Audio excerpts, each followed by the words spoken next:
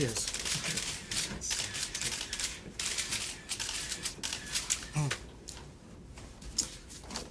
Say that it gives me a great deal of pleasure to welcome Tony Tan, the Deputy Prime Minister and Defense Minister of Singapore. When we met in Singapore in January, he surprised me somewhat by announcing that the U.S. Navy ships would have access to the new Changi Naval Base. These facilities are going to accommodate our largest aircraft carriers. And when Minister Tan made that announcement, I then invited him to come to Washington to join me in signing this addendum to the 1990 U.S.-Singapore Memorandum of Understanding covering our use of Singapore's facilities. And the addendum that we signed covers the use of the facility. The United States and Singapore have a very strong strategic partnership. Singapore stations training detachments in the United States. In fact, following his visit to Washington, Minister Tan is going to travel to Cannon Air Force Base in New Mexico to help to activate the U.S. Air Force F-16 fighter squadron, the Singapore detachment. Our ships and planes operate out of Singapore. Our partnership helps the United States to maintain a very visible presence in Southeast Asia, and that U.S. presence helps to maintain peace and stability throughout the entire region. And so it is my pleasure to welcome my colleague and counterpart on this visit here to Washington, to thank him very enthusiastically for the strong support we've had with the Singaporean people and Singapore government, and strengthening our relationship even further in the future. Secretary Cohen, ladies and gentlemen, I am indeed very happy to be in Washington today to sign with Secretary Cohen the addendum to the 1990 Memorandum of Understanding between the U.S. and Singapore. This addendum paves the way for the enhancement of the U.S. presence in the region as it formalizes arrangements for U.S. Navy ships to use the berthing facilities in our new Changi Naval Base when this is ready in the year 2000. It means that U.S. aircraft carriers and other big ships, which now have to anchor a distance from shore, can berth alongside. We are building these berths at Changi Naval Base even though we do not need them ourselves, as the U.S. has indicated that it would be useful for the U.S. Navy, which currently does not have any facility between Guam, Japan, and the Middle East, where aircraft carriers and other deep draft vessels can berth alongside for maintenance and logistics support. Singapore attaches great importance to a continued U.S. presence in the region, and we want to be as helpful as we can in facilitating that presence. Indeed, Secretary Cohen and I agreed that the presence of U.S. forces is a positive influence for regional peace and stability, and that the access that U.S. forces have to facilities in Singapore is important in facilitating that presence. Many things have happened in our region since Secretary Cohen and I last met in January in Singapore. We have had a good discussion and exchange of views on the regional security situation. We agreed that it is not in the interests of Singapore or the U.S., or certainly the countries in the region, to see the region possibly fall apart or degenerate into instability. And we discussed ways in which the defense relationship between Singapore and the U.S. can be further enhanced so that our two countries can work more closely together to contribute to the security and stability of Southeast Asia. Thank you very much. We'd like to take a few questions pertaining to this addendum, this agreement first, and then perhaps take a couple of questions on other subjects that you may have on your mind. Yes. I'm wondering if you could inform us of the progress regarding approval for Singapore's purchase of Apache longbow, attack helicopters, and also if there is any discussion for future Singapore basing here in this country, whether it be for Chinook or any other type of military capability. And finally, if you can address the 100,000 U.S. troop presence in the area, and if you have reaffirmed your commitment to Minister Tan. With respect to Apache and other types of equipment. We're going to continue to have discussions. We're making good progress in that regard.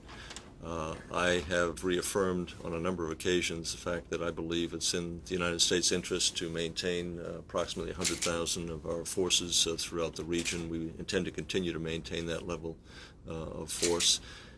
And we will discuss in the future what sort of deployments or detachments that Singaporean government may wish to seek in the United States, but we would hope that we could accommodate additional detachments in the future, but it's something we're going to discuss. Dr. Tan, you mentioned that you discussed further areas of cooperation. Would you like to elaborate what are the other areas of cooperation or new areas of cooperation you hope to achieve with Singapore in U.S. defense? Well, I would characterize the relationship between the U.S. Armed Forces and the Singapore Armed Forces today, the SAF, as being excellent in every respect. We have very strong professional exchanges, particularly with the U.S. Pacific Command, because Southeast Asia lies within their theater of operations. We also have a very close understanding at the policy level between our officials in Singapore and the United States. What I discussed with Secretary Cohen just now, this proposal which he made in Singapore in January, that we could enhance this security relationship and defense relationship further by interacting more further in the area of defense technology.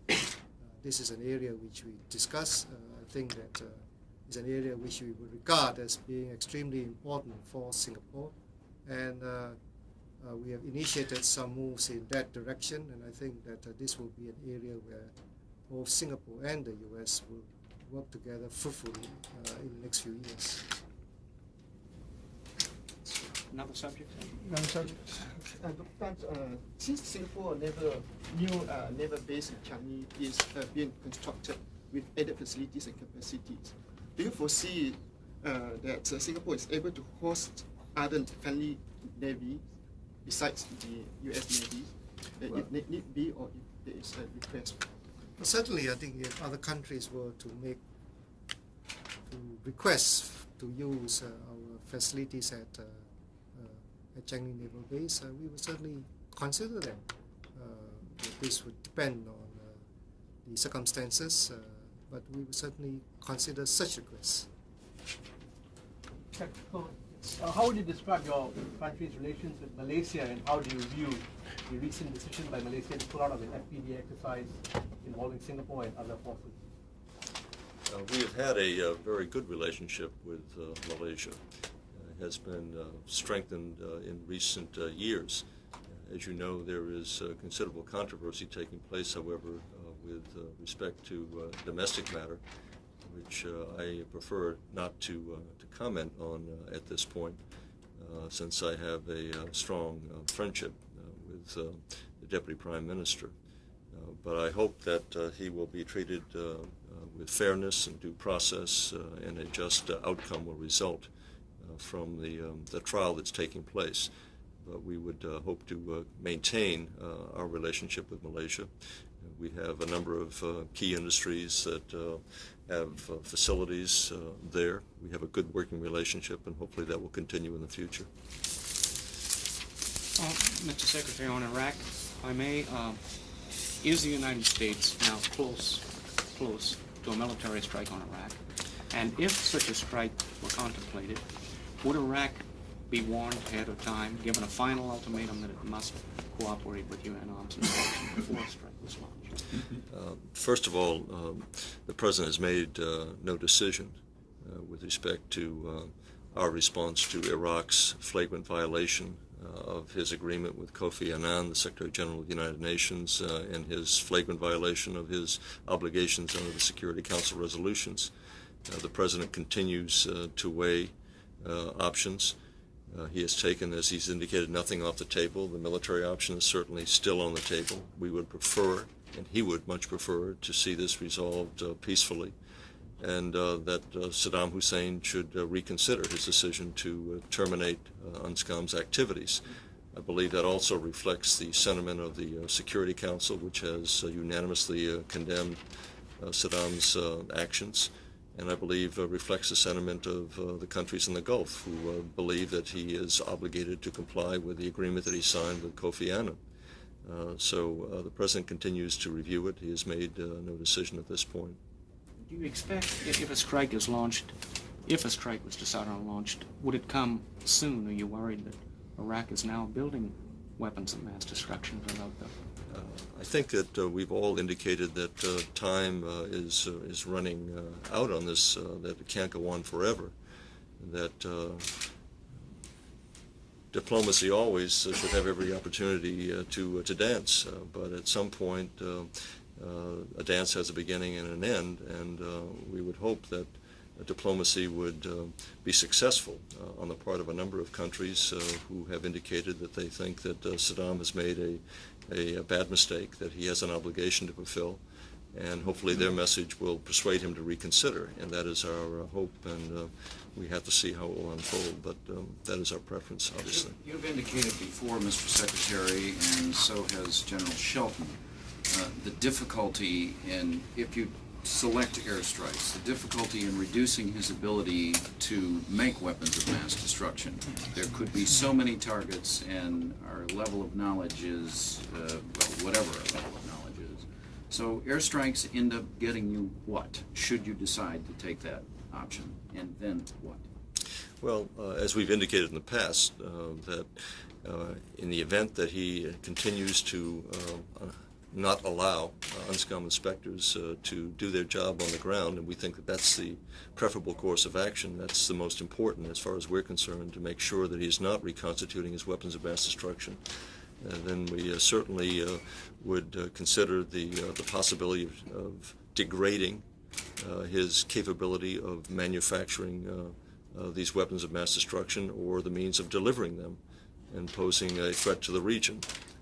Beyond that, I don't think it's helpful or productive for me to comment in terms of how much damage could be done. We think that it would be a significant degradation of his capacity, but we're hoping that it doesn't become necessary to resort to them. Mr. Secretary, last spring you were at a rather fractious town meeting on this issue in the Midwest, I can't remember where, Ohio I think it was, and at that point there didn't seem to be a great deal of public support for action. Do you think there is support now, and do you think it is necessary to ask to build support? I think the world has seen that Saddam Hussein once again has provoked a crisis by again refusing to live up to his obligations under the Security Council resolutions, and now under the agreement that he signed with Kofi Annan. And I think that the world sentiment now recognizes that he appears intent on not complying with the Security Council resolutions. The Security Council's credibility is on the line, the UN's credibility is on the line, and I think the U.S. credibility as well, in terms of simply allowing him to flout his obligations. And I believe that most people now recognize that, and if it becomes necessary to take military action, I would expect that there would be certainly more support than before. That remains to be seen. Secretary, have you issued any orders in preparation for military action? Well, as you know, we had a tragic accident aboard the USS Enterprise on Sunday night, just after I had left Norfolk. And I'd like to take this occasion to extend my deepest sympathies to the families of the heroes who lost their lives that evening. It goes once again to point out how dangerous it is for us to maintain the most highly trained and qualified military in the world, and the risks that these young men and women face each and every day as part of their training. I did realized that the Enterprise was going to have a setback of a day in terms of being able to carry out its mission. It is on its way to the Gulf. I have recommended to President Clinton that we accelerate the transit time of the Enterprise carrier battle group so that it arrives not on November 26th but by November 23rd. In addition, I also recommended the President that we sail the Bellawood Amphibious Ready Group from Westpac to arrive in the Gulf by November 26, and he agreed that that was a wise course of action and certainly designed to give him greater flexibility in the event that any military action is required. So I will sign those deployment orders as soon as this meeting is over. So are you saying that any major military action is delayed until those forces reach the Gulf? No, I'm simply saying that I recommended that we accelerate the arrival of the Enterprise on the 23rd as opposed to the 26th, and that it will replace the Eisenhower, scheduled to replace the Eisenhower carrier, and that we move the Bellawoods, which is also designed to replace the Essex. So I just thought it would be prudent to accelerate their arrival. Is there consideration given to breaking the Eisenhower's 6-month deployment? It's scheduled to be back in Norfolk, I think, in early December. As I indicated, the Enterprise is scheduled to rotate and to replace the Eisenhower. Both carriers remain in the Gulf. That is not my intent at this time. The purpose is to get the Enterprise there as part of its rotation. I want it there earlier. It will give all of the people aboard the opportunity to train in place, and that will be important in the event that any military action is required. Mr. Secretary, the U.S. has long maintained that this is a dispute between the United Nations and Iraq and not the United States and Iraq. While the UN has voted to condemn Iraq's action, the process has not reached the point where the Security Council has voted in favor of military action. Does U.S. military action, U.S. military action undercut them and damage the U.S. position that this is a dispute not between us and them, but between the UN and Iraq? Well, as we've indicated, this is a dispute between Saddam Hussein and the United Nations, but it also remains that it's the United States that has a responsibility also of helping to enforce this matter through UNSCOM, and all the United Nations participate in that, but it's the United States forces in the region along with our British friends and French friends who are enforcing the resolutions. And so we have a key role to play, and I would expect that if military action is required, that would be consistent with the desire to enforce the obligations under the Act. But will you seek permission from the Security Council before any action is taken? I really can't comment on that. That's a matter for the President to decide. What is the Again, we've got to knock would this Iraq off, be Charlie. given? Charlie, we've got to knock this off. He said he's got to go Would sign the Iraq be deployment. given a final ultimatum before any strike was launched? I think Iraq is on notice that it is obligated to comply with the agreement that it negotiated and signed back in February. It is on notice that it needs to comply with the Security Council resolutions. I think it has plenty of notice in terms of its obligations. Thank you very much. Thank you.